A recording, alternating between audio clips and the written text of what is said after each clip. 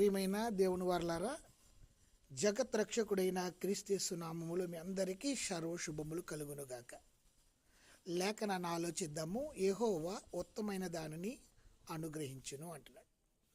లోకపరమైన తల్లిదండ్రులే తమ పిల్లలకు ఉత్తమైనవి ఇస్తూ ఉంటారు పిల్లరా. ఉదాహరణకు, చేపను అడిగితే పామునివ్వరు, రొట్టెని అడిగితే రాతినివ్వరు.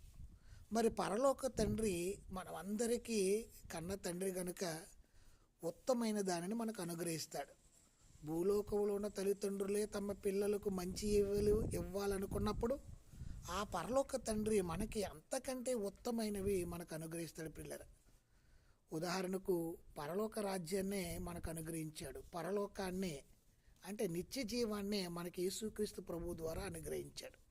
ఇంతకంటే ఉత్తమైనది లోకంలో మరొకటి ఉంటుందో ఆలోచించండి. అలాంటి నిత్య జీవం కావాలంటే ప్రభుని